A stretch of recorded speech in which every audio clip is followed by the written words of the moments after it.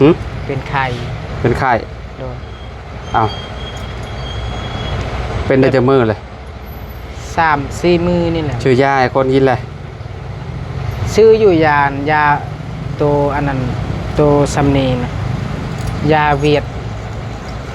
คือบ่ซื้ออันพวกซาร่าซะหยังเด้ไปให้ก่อนคนน้อยเครื่องบ่วงให้เรากินแต่กี้พลักมันเป็นไข้แล้วก็เอาซื้อยาหานเวียดนี่มันก็หายไข้บ่โดยไข้แล้วก็ฮ้อนโตแบบว่าบ่ตอนพลักไข้ก็เป็นไข้คือกันกับน้องเมษาเนี่ยบ่จะซื้อให้เรากินแม่นกระโตเราฮ้อนบ่โดยฮ้อนนอนกลางคืนกันบ่อยากนอนบ่ให้ตลอดเมษาให้เฮาไปเบิ่งหมอดูแล้วว่าต้อง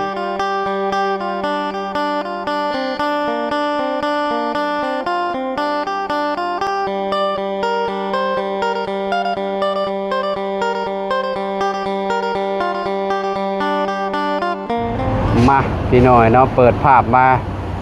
โอ้กะสิแปลกหูแปลกตาแน่พี่หน่อยเนาะมาเจออาเจืองเพิ่นพี่หน่อยเนาะโอ้มาเล่นวินอีกบ่นี่หรือว่าแนวใดเนาะสบายดีโอ้น้องอาเจืองพี่หน่อยเนาะมานั่งผู้เดียวอยู่เนาะ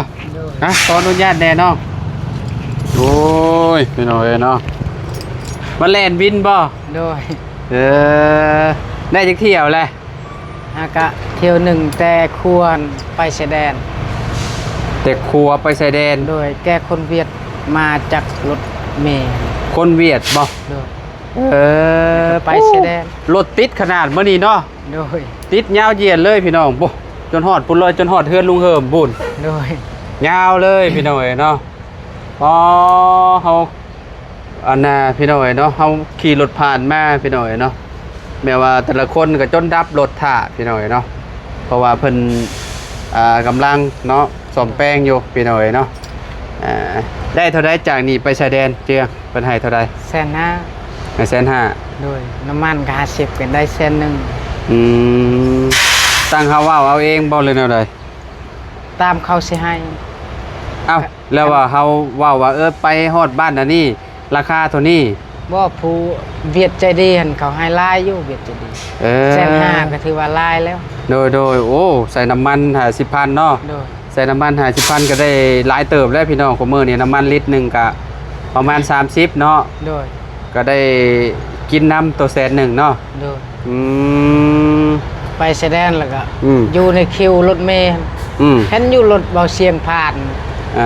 เห็นอยู่กับจักรถไผรถเบาจันบ่เห็นอยู่รถพลักน้อยเพิ่นอยู่น้ำไผน่ะอยู่น้ำน้องฮั่นอยู่น้ำแม่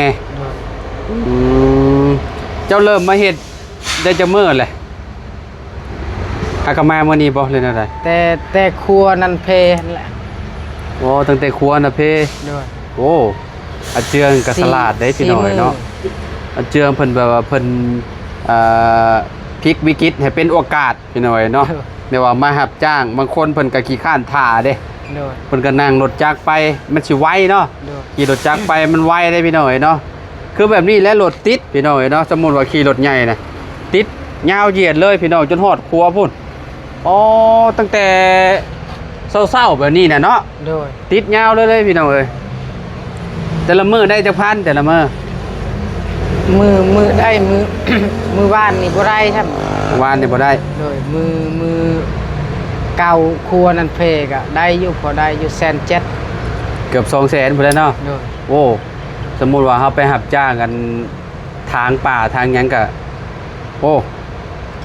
อันนั้นได้เนาะเมื่อยพี่น้อยอันนี้บ่เมื่อยปานใดนี่เนาะใครแน่พี่น้อยเนาะมา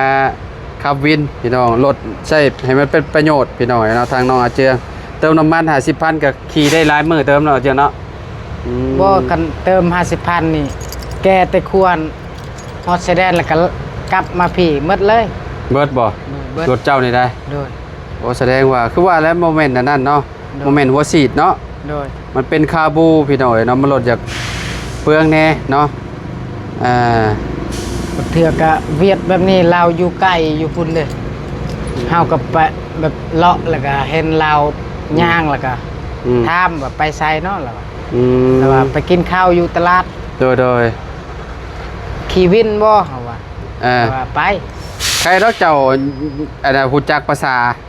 โดย เนาะเจ้าฮู้จักภาษาเวียดเนาะ โดยมื้อวานนี่ เออ มื้อวานนี่แกคนเวียด2คนฮอดพุ่นฮอดเฮือน เออ ฮอดเฮือนเวียด เออ ขายข้าวหั่นบัดละว่าขอบใจเด้อบ่ให้เงินซ้ำ อืม เฮาก็บ่กล้าถามไปซื่อ ขี่ฟรี ๆโดย โอ้ บ่กล้าถามว่าเอาเงินเด้บ่กล้า ยาและ แสดงว่าซอยกับเจ้า โดย โอ้เอ้าเป็นอะไรเพิ่นเวลาขี่รถเพิ่นเป็นหยังก็บ่อยากให้เฮาเงิน จักแหละเฮาก็บ่ฮู้คือกัน อ้าวบาดนี้เนาะ วานนี่เฮาแกมาแต่พุทธ2คนเวียดเรามากินข้าวนี่เด้ตอนกลางค่ำมันฮอดเฮือนเวียดนั่นเฮาก็ทาในหั่น ถ้า คิดว่าเพิ่นจะเอาเงินให้ โดยบ่ถ้าว่า ย่านเราสิเมื่อกลับขึ้นในนี้ เออ บัดเรากินข้าวแล้วก็เราเมื่อขึ้นเมื่อเราว่าขอบใจเด้อเราคิดว่าอ้าวคือบ่ให้เงินเฮาก็ปะบ่เว้าหยัง อืม เมื่อซื่อ แสดงว่าต่างซอยเขาเนาะ ๆโดย เขาแบบว่าบางทีเขาอาจสิบ่มีเงินก็ได้ โดย คิดว่าเนาะพี่น้องเอ้ย โอ้ยเนาะมื้อนี้ได้150,000เนาะมื้อนี้เนาะ โดยแสนห้า โอ้ได้150,000ก็ถือว่าโชคดีเติบแล้วพี่น้องเอ้ย โดย เนาะเพราะว่ามื้อหนึงนี่คันว่าโชคดีสุดก็ประมาณ170,000เนาะ170,000หา200,000เนาะ โดย เอาถือว่าเป็นความโชคดีบางมือก็ได้พี่น้องบางมือก็บ่ได้เนาะ โดย เอ่อบ างมื้อก็มีแต่เข้าได้ไปเอาบ่ทัน สิเฮ็ดมื้อฮอดมื้อใดนี่ มื้ออื่นยาละมื้ออื่นบ่เห็นคน เอามื้ออื่นยา โดยเอา คือว่าซั่น บางเทื่อก็เอาไปเสียยาให้อีกยาให้ก็หกยัน6จังหน่อยบ่มีข้าวปะให้ยันมันหก บ่เอาเมียไปขมมื้อยังบ่แล้วบ่ บุเดี๋ยวนี้หากะครัวนั่นเพแล้วก็เมียบ่ได้ไปทำเฮาไปวินแบบนี้ ครัวนี่เพเมียเจ้าหยุด4มื้อ โดย อืม เอาแบบเอาไปหา หา แก เงินก่อนเนาะ โดย หาเงินก่อนแล้วจะให้เมียไปติ โดย ช่วงแบบนี้แหละพี่น้องเนาะอาเจียงก็เลยคิดว่ายันบางคนเพิ่นถ่าพี่น้องเนาะยันแบบว่าถ่ารถถ่าล่างได้แบบขี่ข้านถ่าเนาะก็เลยนั่งรถจักรดีกว่าเนาะนั่งรถจักรแต่มันสิไปไวกว่าบางคนนะติดจักรจนน้ำมันเบิดเป็นเท่าลิตรพี่น้อยเนาะเพิ่นก็เลยแบบดับเครื่องเลยเห็นบ่เมื่อกี้นี้ยังได้ยินอยู่เนาะตอนนี้ดับเครื่องแล้วเป็นแบบนี้จนผู้วิทย์ฮอดบ้านเจ้าผู้แม่นบ่ แม่ บางทีน่ะแม่นบ่ โดย ยาวเหยียดฮอดบ้านจะพูด พุ่นฮอด เนี่ย ครัวใกล้สิฮอดสกี ปอ เมื่อวานนี่ เพราะว่าแล้วรถมันหลังมาเนาะ โดย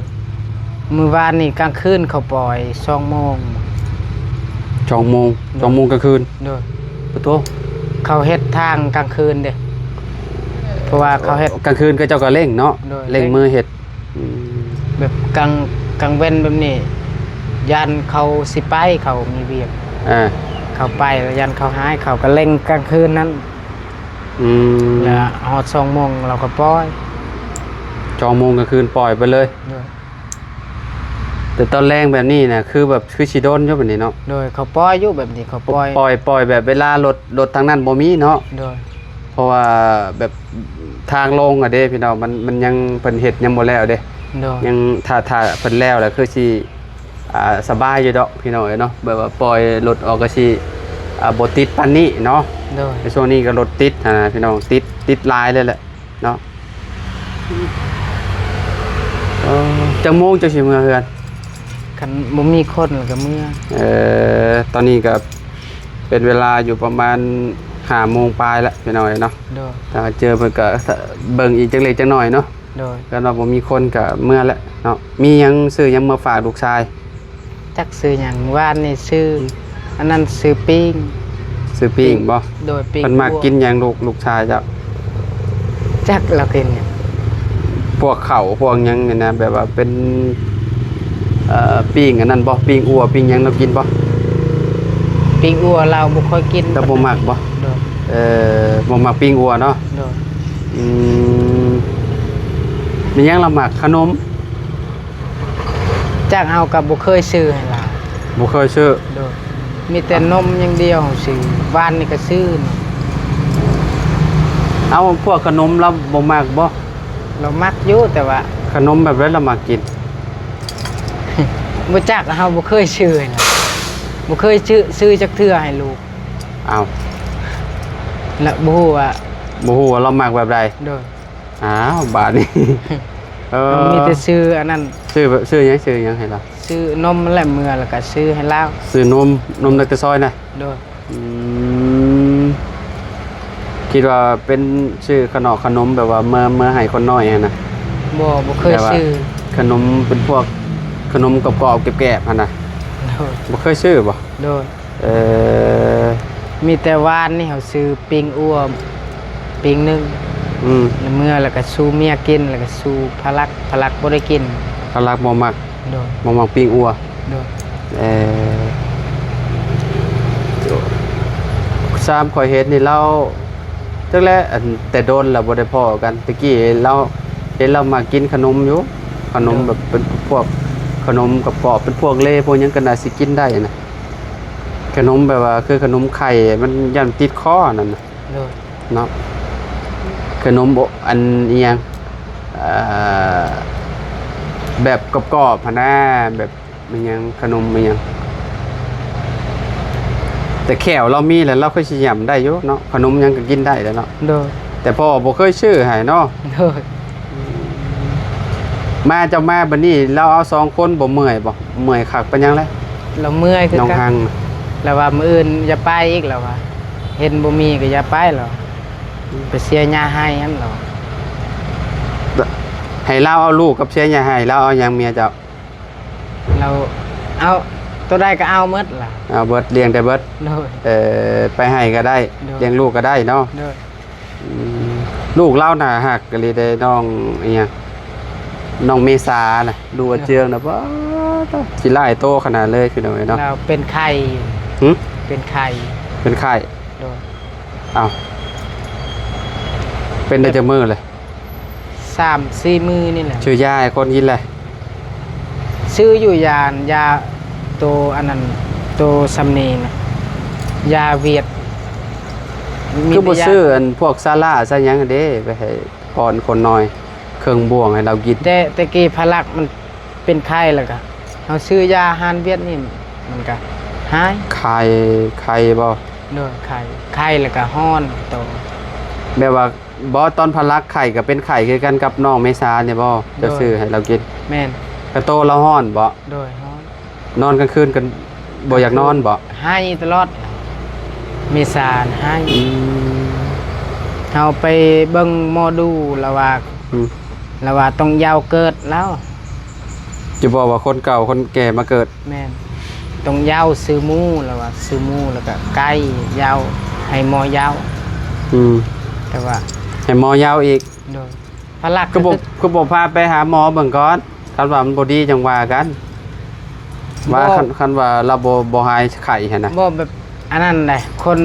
เราเทิงเฮานี่ ฮะ คันเป็นไข้แบบนี้เราแบบเพราะว่าเรายักใหญ่เด้เรายักใหญ่แต่ว่าบ่มีไผยาวให้เด้ บ่มีไผหาบเอาบ่หรือว่าอะไร โดยบ่ยังบ่ขึ้นอยู่ในเจ้าที่เจ้าทาน อืม คันบอกเจ้าที่เจ้าทานแล้วเขาฮู้แล้วกันแล้ว ไข้ โดยไข้ เศร้าบ่ โดย หวยหาเงินมันได้ใช้สะอันน่ะหมู แท็ก หมูให้บ่ได้หมูจับบ่ โดยหมู จำบอกจำกาว โดยประมาณซ้ำนี่ก็ได้หมู ตัวซีซ่าหาแสนเนาะ โดย ว้าพี่น้อยเนาะอันนี้ก็เป็นความเสื่ออีกได้พี่น้อยเนาะแบบว่า ตอนพลักน้อย เป็นไข่ก็เฮ็ดแบบนี้บ่ แม่น อ่า คู่คนเลยหมดบ้านนี่แถวใดก็มีหมดแถวใด จำแบบนี้บ่ โดยมีแต่จำแบบนี้แหละ อืม บ้านใดก็แม่นหมด โอ้โดย จำแบบนี้ แล้ว ก็ กัน แล้ว บัดนี้เนาะไข่จังมื้อแล้วก็ ประมาณ 4-5 มื้อตั้งแต่เฮาไปเสียยา 4-5 ผู้ มื้อ เดียวเฮาโดย ให้ตลอดบ่กลางคืน โดยให้ตอนเรา โอ้ กำลังสิเจ็บนั่นก็ให้ตลอด